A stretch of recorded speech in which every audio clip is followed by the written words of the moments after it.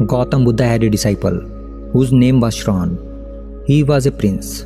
He became monk after getting inspired by Buddha.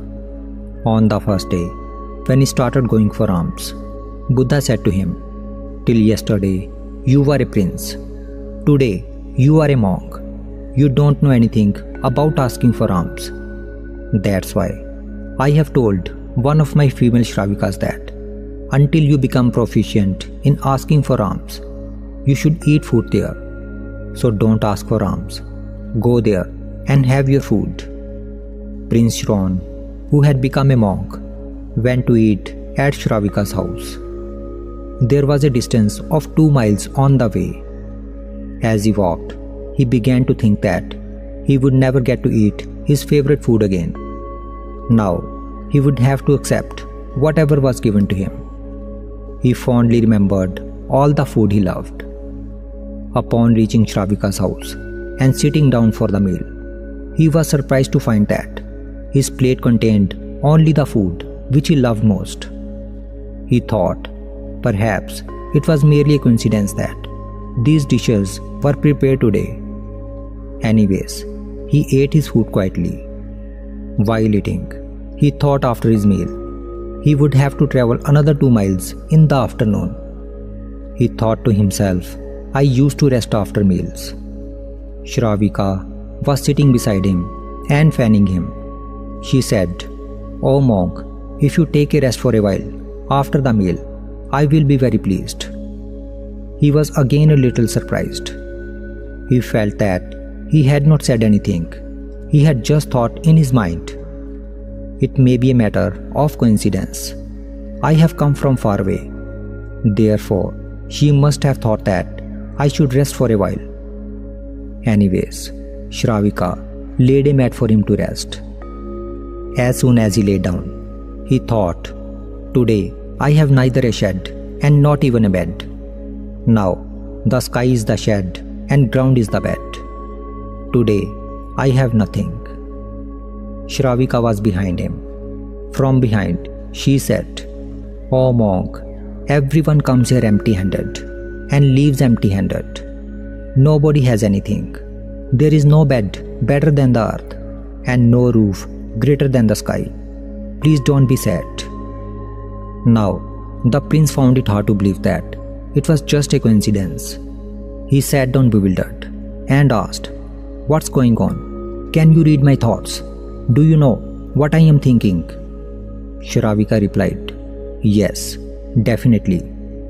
The prince questioned, "How is that possible?" The female monk explained, "Initially, I used to observe my own thoughts during meditation. Eventually, my own thoughts faded away and my mind became clear of thoughts. Now, I can observe the thoughts of those near me." Alarmed, the prince stood up and exclaimed, "I need to leave now. Please let me go." He was visibly shaking. Shravika responded, "Why are you so frightened? There is no need to worry. You have not rested enough yet. You have just sat down. Please rest a little before you go." But despite her reassurance, the monk did not stop. He went straight back to Buddha and explained that from tomorrow he would not be able to go to Shravika's place for food. Buddha asked, "What's the matter? Did something go wrong? Was there any mistake?" The prince monk replied, "Master, there was no mistake. I was treated with great respect and I received the food I loved the most. But I will not go there again. Please let this matter go." Buddha responded, "How can I let go without knowing the reason?" The prince monk said, "Sir, I don't want to go there because that female monk can read the thoughts of others, and that's a very dangerous thing. Because seeing that beautiful woman, even sexual thoughts arose in my mind. She must have read my those thoughts too. What impression she will be having about me? How can I go there now? How can I face her?" Buddha replied, "You have to go there. I sent you there for a reason. Until I say stop, you will have to go there. It might be for 2 months or even 2 years, but you must go. But yes, go consciously and awaken from within. Observe the thoughts that arises within you and witness any desire that emerge. Don't do anything else. Don't try to suppress them. Let them come and go. Your only task is to observe them.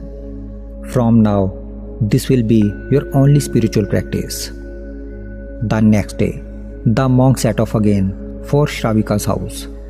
But today, he felt very nervous. He was observing his mind while walking. As he neared the woman's house, his panic and nervousness began to increase. He started feeling troubled. As his restlessness grew more, so did his awareness. As he got closer to the house of the woman who could read his thoughts, he began to turn his attention inward. He became fully aware of his mind and body. As he climbed the stairs of the house, he was completely aware. He was conscious of each step he took, every breath he inhaled and exhaled. Even the slightest thought or desire that surfaced in his mind, he could see it. He set foot on the first step and looked within himself. He was surprised. There was no thought inside. He set foot on the second step. There was a complete silence inside him. He set foot on the third step. He could see it through his mind. There was totally emptiness there and no thought. He entered the house. He became more and more calm in his mind. Today, he was completely present and aware, as if a lamp is lit inside a house and every corner is illuminated. He ate his food quietly, savoring each bite, and left the house feeling light and joyful. He came back dancing and fell at the feet of Buddha and said, "Oh Lord, a wonderful experience has happened today." Then he explained, "When I reached her house, I became completely aware inside, fully conscious. I was shocked. There was not even a single thought inside. All thoughts had become void. I have never felt empty like this in my entire life." Buddha said, "I sent you there for this very reason. The way to nullify the thought is to become fully aware of the thought. The more aware you are of your thoughts, the less power they will have over your mind. Now, no need to go there from tomorrow. Now, live in life as if your thoughts are being read by everyone." If we see closely in our lives, we will find that we are often not conscious of the constant stream of thoughts running through our minds. It is like our mind is always thinking, but we are not paying attention to what it is. When we are not aware of the thoughts constantly passing through our minds, it can lead to overthinking.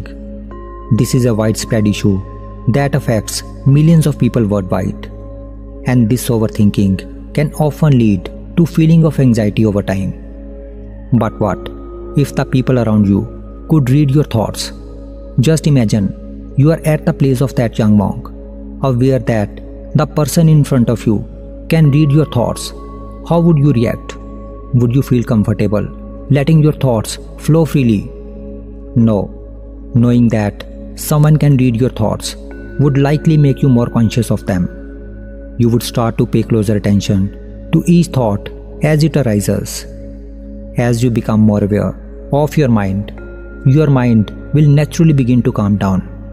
As your mind begins to calm down, you will notice that your thoughts start to fade away, and with them, your desires also start to diminish. When the thoughts in your mind start to cease, the joy within will begin to overflow. That's exactly what happened with that prince monk. Buddha intentionally sent him to his female monk because he wanted him to become more aware of his mind and the thoughts circulating within it. In a similar way, if we too can learn to pay close attention to each thought that arises in our mind and observe them impartially, we can begin to quiet the constant stream of thoughts in our mind. This practice not only calms a restless mind, but also reduces the mental noise, allowing us to find peace and a deeper sense of self-awareness. By mastering this, we can learn to live with more tranquility and clarity, navigating life's challenges with a steadier and more composed mind.